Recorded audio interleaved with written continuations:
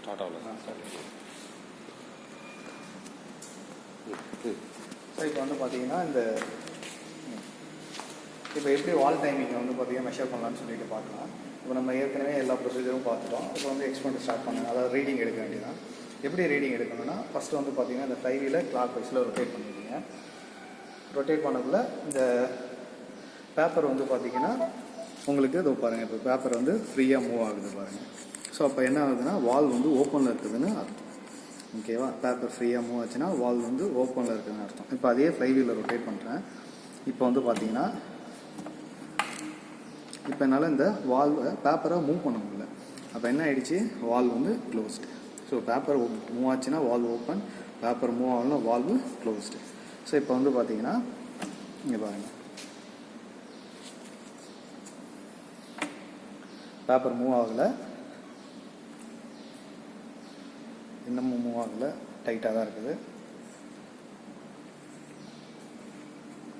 இப்போ பாருங்கள், பேப்பர் வந்து பார்த்தீங்கன்னா மூவ் ஆகுதா? இனிமேல் ஃப்ரீயாக மூவ் ஆகக்கூடாது, அப்படியே லைட்டாக பிடிச்ச மாதிரி மூவ் ஆகும். ஸோ அப்பயே வால் வந்து ஓப்பன் ஆகுதுன்னு அர்த்தம். ஸோ மூவ் ஆகிடுச்சுன்னா இங்கே வந்து ரெஃபரன்ஸ் பாயிண்டில் வந்து பார்த்தீங்கன்னா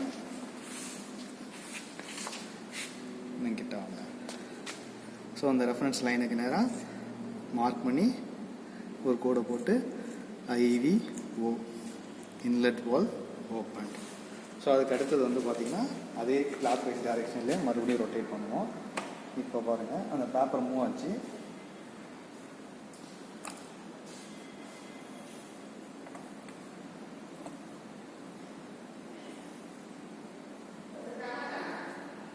இப்போ பாருங்கள், வச்சுட்டு போமா, நான் பார்த்துருக்கேன். இப்போ பாருங்கள், பேப்பர் வந்து பார்த்தீங்கன்னா க்ளோஸ். ஸோ இப்போ பேப்பரை என்னால் மூவ் பண்ணவே முடியல.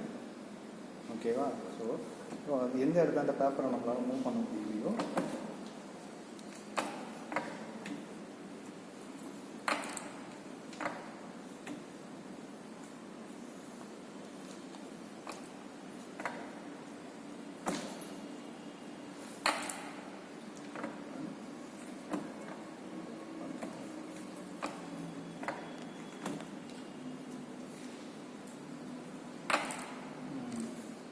மூவ் ஆகுது.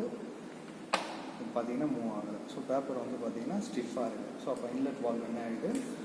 It's closed.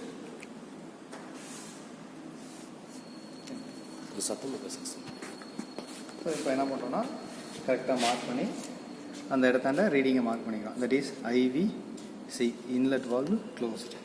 ஸோ இப்போ அதுக்கு அடுத்து சேம் இதே மாதிரி வந்து பார்த்திங்கன்னா சேம் அப்படியே என்ன பண்ணுறோன்னா எக்ஸாஸ்ட் வால்வை நம்ம மார்க் பண்ணுறோம். ஸோ எக்ஸாஸ்ட் வால்வும் நம்ம அதே மாதிரி இந்த எக்ஸாஸ்ட் வால்வையும் இந்த பேப்பரை கையில் வச்சுட்டு ஃப்ளைவீலை ரொட்டேட் பண்ணுவோம்.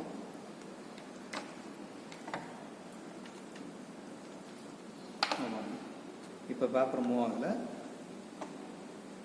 இப்போ பேப்பர் லைட்டாக மூவ் ஆக ஆரம்பிக்குது. ஸோ மறுபடியும் இங்கே வரோம். இந்த ரெஃபரன்ஸ் பாயிண்டில் மார்க் பண்ணி that is exhaust valve open. மறுபடியும் வந்து பாருங்கள், மறுபடியும் அப்படியே பிடிச்ச மாதிரி ஓப்பன் ஆகும். ஸோ இப்போ exhaust valve closed.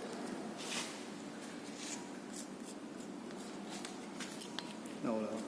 So these are all the readings. 4 reading எடுத்துக்கிறோம். இதுக்கப்புறம் இதை நம்ம மெஷர் பண்ண போகிறோம். அது எப்படின்றது பார்க்கலாம்.